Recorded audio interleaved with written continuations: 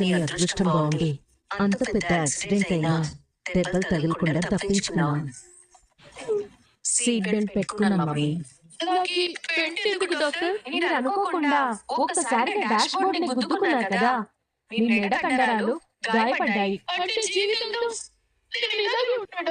మీ నొప్పి తగ్గే వరకు ఈ పట్టి ఇలానే ఉండాలి. ఊరికే మెడలు అటు ఇటు తిప్పకండి. ఏదైనా అవసరం అయితే ఫోన్ చేయండి. అలాగే పారిజాతం, ఏంటండి? కారు బ్రేకులు పడలేదు, యాక్సిడెంట్ అయింది. ఇదంతా ఓకే. నీ ముఖానికి ఆ ఆయిల్ ఏంటి? నేను చెప్తాను సార్. ఎందుకు రాసుకుంది? యాటిట్యూడ్ కోసం సార్. యాటిట్యూడ్ కోసం ఆయిల్ రాసుకోవడం ఏంటి? ఏమండి, వాడేదో గట్టిగా వాడుతున్నాడండి. నాతో చెప్పింది నేను బ్రదర్ తో చెప్పానండి. పిల్లికి ఎలక సాక్ష్యం అన్నట్టు నువ్వు మాట్లాడుతావు. పిల్లి ఎలక అంటూ నీకు నచ్చినట్టు నడి తిప్పావనుకో, అది అటో ఇటో సెటిల్ అయిపోయి నువ్వు జీవితాంతం ఇలాగే ఉండిపోవాలి. కొంచెం ముందుకు వచ్చి మాట్లాడరా. నెల వంకల సగం కనపడుతున్నావు. ముందుకు రా. ఎటొస్తే ఏముందిలే, పోయిన వెళ్ళ తిరిగి వస్తాయేంటి? ప్రమాదం చిన్నదే బ్రదర్. అసలు ప్రమాదం ఎలా జరిగిందా అని ఆలోచిస్తున్నావు బ్రదర్. బ్రేకులు ఫెయిల్ అయ్యాయంట కదా. కార్లు సర్వీస్ చేయించేది నేనే కదా. ఏ కార్కి ఏ కంప్లైంట్ ఉందో నాకు బాగా తెలుసా. మరి ఈ కార్కి బ్రేక్లు ఎలా ఫెయిల్ అయ్యాయి? నాకేదో అనుమానంగా ఉంది సార్. ఏంట్రా అనుమానం? మూకన తర్వాత తుమ్మురాదా? ఎక్కన తర్వాత ఫీలవుదా? తుమ్ము వచ్చిందని మూకను అనుమానిస్తావా ఏంటి? తుమ్మొచ్చిందని ముక్కును అనుమానించకపోయినా బ్రేక్ ఫెయిల్ అయినందుకు కారును అనుమానించాలి కారు. అంటే నీ ఉద్దేశం ఎవరైనా తీశారా? అవును సార్. నీకు అనుమానం ఎందుకు వచ్చింది? ముందు కార్ని బ్రదర్ని టెస్ట్ చేయమన్నారు సార్. బ్రదర్ వెళ్ళి బాగానే వచ్చాడు. ఆ తర్వాత జోస్న కారు ఎక్కింది, కానీ పారు కారు ఎక్కడానికి ఇబ్బంది పడింది. జోస్నతో నేనెందుకులే అని ఆలోచించాను. మరి మొహానికి ఆయిల్? గేట్ శుభ్రం చేస్తూ అంటుకుంది. గేట్ ఉండేది గ్రీజ్, ఆయిల్ కాదు. రానికి అబద్ధం చెప్పడం కూడా రాదు, ఉడికిపోయేలా ఉంది. నేను చెప్పేది ఆ గేటు కాదు, వెనక వైపు ఉంది కదా ఆ గేటు. చేతు తుడితే ఆయిల్ మొహానికి ఎందుకు అంటుకుంటుంది? చేతితో మొహం తుడుచుకుంటే అంటుకోదా? నాకేమీ అలా అనిపించట్లేదే. రోడ్డు వేసేయడానికి కార్ బ్రేకులు తీసేసి మటర్ ప్లాన్ చేశారేమో అనిపిస్తుంది. నువ్వు పోలీస్ డిపార్ట్మెంట్ కి జాయిన్ అవ్వాల్సిందిరా. జరిగిన దాంట్లో మన హస్తం లేదంటారు. కోరంతో కోరిన పచ్చి కొబ్బరి తుమ్ము లాంటి మనసురా నాది. మా మనసు మాత్రం సామిల్లో రంపాలా ఏంటి? మావి కూడా పచ్చి కొబ్బరి తురుమే. ఊరికి ఏదైనా అవమానించకురా. అయినా సూరజ్ పర్మనెంట్ కాదు కదా, మానవుడే కదా. అంతేనంటావా? అంతే. ఇలా మాట్లాడుకుంటూ కూర్చుంటే లేట్ అవుతుంది, కానీ మనం కాంపిటీషన్ దగ్గర వెళ్ళాలి. వెళ్ళి రెడీ అవ్వండి అందరూ. అలాగేనండి. నువ్వెక్కడికి? మరి మీరంతా వెళ్ళిపోతే ఒంటి కన్ను రాకాసిలో నేను ఒక్కదాన్ని ఇంట్లో ఏం చేస్తానండి? ఈ పట్టి వేసుకొని అక్కడ ఎలా తిరుగుతావు? ఒక మూల కూర్చుంటానండి. నన్ను తీసుకుపోండి. రాని తాత. సరే, తయారవు. అలాగేనండి. పారు, ఏంట్రా? గార్డెన్ లో రెంచి ఒకటి కనపడింది. అది ఎవరి తాలూకా? పోయి డాల్ అడగరా. గిట్టుకొని అవమానాలు. జోసెఫ్,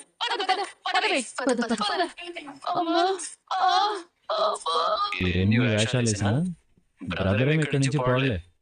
ముందు ఈ రోజు కాంపిటీషన్ లో దీపని గెలవని, ఆ తర్వాత మీ సంగతి చెప్తాను. నమస్కారం సార్. నమస్కారం. నమస్తే అమ్మా. అంతా ఓకేనా? ఏర్పాట్లన్నీ జరుగుతున్నాయండి. మామూలుగా అయితే భారీ మొత్తంలో ఏర్పాట్లు హడావిడి ఉండేది, కానీ ఇప్పుడు పోటీ మీకు దక్షిణమూర్తి గారితో కదా, అందుకే సింపుల్ గా ఏర్పాట్లు చేశాం. 2 టేబుల్స్, వాటి మీద కావలసిన వస్తువులు, కూరగాయలు. బయట వాళ్ళు ఎవరిని పిలవలేదండి, అంతా మన వాళ్లే. కాకపోతే వంటలు టేస్ట్ చేయడానికి ఒక చెఫ్ వచ్చారు. ఉన్న 3 జడ్జిలతో ఆయన ఉంటారు. అది బానే ఉంది. పోటీ పెట్టిన వాళ్ళు ఎక్కడ కనిపించడం లేదే. అదిగోండి వస్తున్నారు. నమస్తే సార్. నమస్కారం. నమస్తే మేడం. నమస్కారం శిశు, మేము ముందొస్తాం లేండి. మంచిది. మీకు 100 ఏళ్ళు. ఎందుకు? ఇప్పుడే మిమ్మల్ని శివనారాయణ గారు తలుచుకున్నారు, అప్పుడే మీరు వచ్చారు. మీతో కలిసి ప్రయాణించడానికి నాకు 100 ఏళ్ళ ఆయుష్ ఇచ్చారా శివనారాయణ గారు? శివనారాయణ గారు సార్ రెడీ సార్. మీరు మాట్లాడుతుండండి, నేను ఏర్పాట్లు చూసొస్తాను. మనమిద్దరం పరిచయం కూడా లేని పరాయి వాళ్ళమని అందరూ అనుకుంటున్నారు. మనమేంటో మనకు తెలుసు. నేను ఎవరికి చెప్పలేదు, నేను ఎవరికి చెప్పుకోను.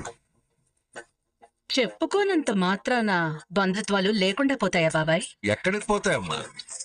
మీ మామగారు రెచ్చగొట్టి మరీ పోటీకి పిలిచారు కదా. ప్రతీకారాలు తీర్చుకోవడానికి ఇంతకంటే మంచి వేదిక దొరకలేదనుకుంటారు. బంధుత్వం అనేది ప్రతీకారం తీర్చుకోవడానికి కాదు, అనురాగం పెంచుకోవడానికి. అనురాగం పెంచుకోవడానికా, అవమానించడానికా? నువ్వు వస్తావనుకోలేదు సుమిత్ర. నా మెట్టినింటి గౌరవాన్ని మీరెక్కడ నాశనం చేస్తారో అన్న భయంతో వచ్చాను. కూతురు పరువు గురించి ఈ తండ్రి ఆలోచించడా? ఆలోచించే కదా ఇంట్లో నుంచి గెంటేశారు. ఇది మా కుటుంబానికి సంబంధించింది. నువ్వెందుకు మాట్లాడుతున్నావు? అపారు మా తాత భార్య, మా అత్తకి అత్తగారు. కోడల గురించి అత్తగారు మాట్లాడకుండా ఎలా ఉంటారు? నా అల్లుడేమి ఈవిడ కొడుకు కాదు కదా. కుటుంబాల్ని విడదీశారు, ఇప్పుడు మనుషుల్ని విడదీస్తున్నారా? నువ్వు కళ్ళకు గంతలు కట్టుకొని లోకాన్ని చూడడం మానేశావమ్మా. నీ 2 చెవులు మూసుకొని మంచిని వినడం కూడా మానేశావు. కానీ ఫోన్లో నువ్వు మాట్లాడిన మాటలు మాత్రం నేను విన్నాను. ఆ మాటలు మాట్లాడేటప్పుడు నువ్వు ఎలా ఉండగలుగుతావో కూడా చూడగలిగాను. నన్నెప్పుడు తప్పుగా చూపించడమే ఈ శివనారాయణ పని. మీరొచ్చింది వంటల పోటీలు అనుకున్నారు, మాటల పోటీకా? నీ అంత చమత్కారంగా మాట్లాడటం నాకు చేత కాదులే శివనారాయణ. నీకేం చేతనవుతుందో నాకు తెలుసులే. మనసులో ఉన్న ప్రేమని మాటల్లో కనబడనివ్వకుండా దాస్తానెందుకు బాబాయ్? ఎవరి మీద ప్రేమని ఎవరు దాస్తున్నారు? మన మాటలు ఎవ్వరూ వినడం లేదు కాబట్టి నేను చెప్పొచ్చు అనుకుంటున్నాను. మీరు పాత స్నేహాన్ని మర్చిపోలేదని నాకు తెలుసు బాబాయ్. మాలిని, ఎందుకు బాబాయ్ నటిస్తారు? నీకంత ప్రేమ లేకపోతే రక్తం ఇచ్చి మావయ్య గారి ప్రాణాలు ఎందుకు కాపాడతారు? నేనిస్తాను. అతనికి నాకు ఏ సంబంధము లేదు. అతనికి అవసరం ఉంది, నాకు ఆదుకోవడానికి అవకాశం ఉంది. నీ మొహం మీద ఉన్న చిరాకు నీ మనసులో ఉంటే పోయే ప్రాణాన్ని చూస్తూ వదిలేయచ్చు కదా. నువ్వు ఎలా నీ స్నేహితుడి మీద ప్రేమని చంపుకోలేవో అలానే మా మావయ్య గారు కూతురి మీదున్న ప్రేమని చంపుకోలేరు. నీకు స్నేహం విలువ తెలుసు, మా మావయ్య గారికి రక్తం పంచిన బంధం విలువ తెలుసు. సుమిత్ర, నీ తండ్రి ఆరాటపడేది నీకోసమే. నా భర్త ప్రాణాలు తీయాలనుకున్నది నా కోసమే మాల్ని. ఒంట్లో ఓపిక ఉన్నప్పుడు ఆవేశానికున్న బలం కన్న కూతురి పసుపు కుంకుమల్నే దూరం చేయాలనుకుంది. ఇప్పుడు వయసు అయిపోయింది, తగ్గిపోయింది. దూరం చేసుకున్న బంధం దగ్గర అవ్వాలనుకుంటే మాత్రం ఎలా దగ్గర అవుతుంది? ప్రతిదానికి క్షమాపణ ఉంటుంది కదమ్మా. దీనికి ప్రక్షాళన తప్ప క్షమాపణ లేదు. చూడు దక్షిణమూర్తి, ఇక్కడికి మనం చుట్టాల్లాగానో స్నేహితుల్లాగానో రాలేదు. రెస్టారెంట్స్ కి ఓనర్ గా వచ్చావు, పోటీ పడ్డానికి వచ్చావు. అలాగే ఉందాం, అలాగే మాట్లాడుకుందాం. అది మీకు మర్యాద, మాకు మర్యాదే. అంతకు మించి నువ్వు ఏది మాట్లాడినా నేనైతే చూస్తూ ఊరుకోను. రండి సార్. దక్షిణామూర్తి గారు రండి. రండి సార్. రండి. ఈ పోటీలో పాల్గొంటున్న జ్యోత్స్న రెస్టారెంట్ కి, అలాగే డిఎం రెస్టారెంట్ కి, అలాగే ఇక్కడున్న రెస్టారెంట్ ఓనర్స్ కి ఒకసారి పోటీ గురించి వివరించాలనుకుంటున్నాను. మనమంతా రెస్టారెంట్స్ రన్ చేస్తున్నాం. మంచి రుచికరమైన విందు భోజనం ఏదనే దాని గురించి ఇక్కడ పోటీ జరుగుతుంది. ఈ పోటీలో పాల్గొంటున్న 2 టీంల షెఫ్లు 1 గంట వ్యవధిలో 5 రకాల వంటలు చేయాలి. ఆ వివరాలు మీ టేబుల్ పైన ఉన్న పేపర్లో ఉన్నాయి.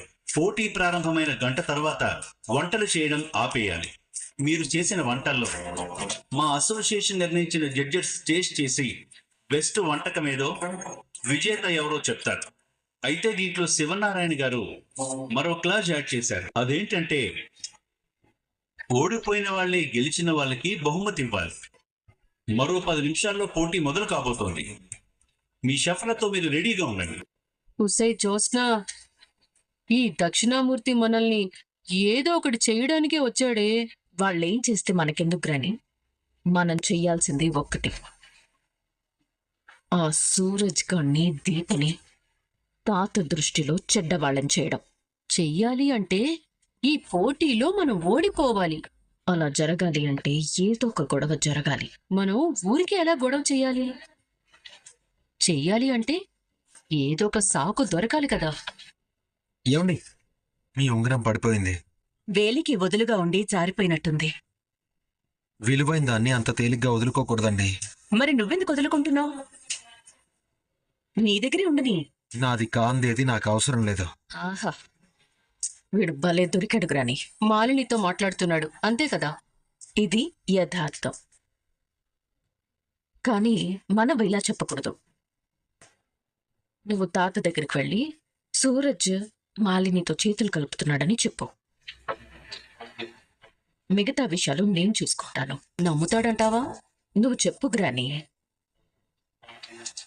మాలిని పేరెత్తగానే తాతకు వద్దన్న కోపం వస్తుంది. అలాగే, ట్రై చేస్తాను. ట్రై చేయడం కాదు, పోయి తీసుకురా. వెళ్ళు. ఉంగరం తీసుకోండి. నా చేయి నుంచి జారిపోయి నీ చేతికి వచ్చిందంటే అది నీకు రాసిపెట్టుంది. కనిపించని రాతల్లో భవిష్యత్తుని వెతుక్కునేంత అమాయకుని కాదు. అయితే నువ్వెవరు? కనిపించని రాతల్లో భవిష్యత్తుని వెతుక్కునేంత అమాయకుని కాదు. అయితే నువ్వెవరు? మనిషిని. ఎవరి మనిషివి? నేను నా మనిషినే. వాడు పెద్ద తిక్కలోడత్తా. వాడితో మాట్లాడితే బుర్ర పాడవుతుంది. ఈ గ్రాని ఏంటి ఇంకా రాలేదు? నీకు అసలే మెడలు తిరగట్లేదు. ఎవరిని చూసి ఎవరు అనుకున్నావు? అయ్యో, నేను చూశాను. ఆ మాలిని మన మీద గెలవడానికి సూరజ్ గాడితో బేరాలు మాట్లాడుతోంది. రండి చూపిస్తాను. తాత, అక్కడ ఏం జరుగుతుందో తెలియాలంటే డైరెక్ట్గా వెళ్ళటం కాదు, కాస్త చాటుగా వినాలి. ఇలాగే ఇంతకుముందు 2 సార్లు అనుమానించాం. ఇది 3వసారి కాకూడదు. నువ్వు చెప్పేది నిజమే. ముందుగా వింటే కదా మనుషులు ఎవరో తెలిసేది. పదండి వెళ్దాం. రండి రండి. దీపా, మనము వెళ్దాం పద. బాబాయ్ కుటుంబానికి నీకు బంధుత్వం ఏం లేదని గుళ్ళో నా మేనకోడలి మాటల ద్వారా అర్థమైంది. అయినా నువ్వు వాళ్లతో అంత క్లోజ్గా ఉంటున్నావంటే వాళ్ళ ఆఫీస్లో నీకేదో విలువైన స్థానమే ఇచ్చుంటారు. శాలరీ ఎంత? నేను జీతానికి ఎవరి దగ్గర పనిచేయట్లేదు. ఫ్రీగా చేస్తున్నావా? ఒకరి కింద ఫ్రీగా చేయాల్సిన అవసరం నాకు లేదు. మరేం చేస్తున్నావు? నేను ఆర్గానిక్ ఫుడ్ బిజినెస్ చేస్తూ ఉంటాను. జ్యోత్స్న రెస్టారెంట్లో నా స్టాల్స్ ని పెట్టుకోవడానికి దీపా గారు ఒక అవకాశం ఇచ్చారు. అందుకు పరిహారంగా నేను దీపా గారికి అడ్వైజర్ గా ఉంటూ హెల్ప్ చేస్తున్నాను. నీ ఫుడ్ స్టాల్ పెట్టుకోవడానికి అంతకంటే బెటర్ ప్లేస్ నేను ఇస్తాను. నువ్వు నాకు అడ్వైజర్ గా ఉంటావా? వాడు అంటాడు చూడండి. చూడు, నిన్నే అడిగేది. ఉండను. నీకు బెటర్ లైఫ్ ఇస్తాను. ఒకరిచ్చింది నాకొద్దు. మరి ఇంకేం కావాలి? చూడండి మేడం, నా లైఫ్ ని నాకు నచ్చినట్టుగా డిజైన్ చేసుకున్నాను. నాకు ఇష్టం ఉన్న పనులు మాత్రమే నేను చేస్తాను. నాకు చేసే పనే కాదు, మనుషులు కూడా నచ్చాలి. నేను ఏదైనా ఒకటి అనుకున్నాను అంటే దానికి కట్టుబడి ఉంటాను. నీకో లక్ష్యం ఉందంటావు. ఉంటే మాత్రం మీకెందుకు చెప్పాలి? దానికి నేను హెల్ప్ అవ్వచ్చు కదా. నేను ఎవరి హెల్ప్ తీసుకోను. మరి మొండిగా ఉంటే జీవితంలో ఎదగలేవు. నేను ఎదగలేను అనేది మీ ఒపీనియన్. దాంతో నాకు సంబంధం లేదు. నువ్వు నమ్మిన వాళ్లే నిన్ను మోసం చేస్తే? మోసాన్ని నేను తీసుకుంటేనే కదా నేను మోసపోయాను అనుకోవడానికి. నువ్విలాగే మాట్లాడతావా? ఇలాగే బ్రతుకుతాను కూడా. మోసం చేసే వాళ్ళ గురించి నేను ఆలోచించను. నన్ను నమ్మిన వాళ్ళని మాత్రం నేను మోసం చేయను. మీరు బంగారం ఉంగరమే కాదు, వజ్రాల ఉంగరం పడేసినా సరే ఈ ఉంగరం మీ దగ్గరే ఉంచండి. నీ విలువ బంగారం లాంటిదంటావు.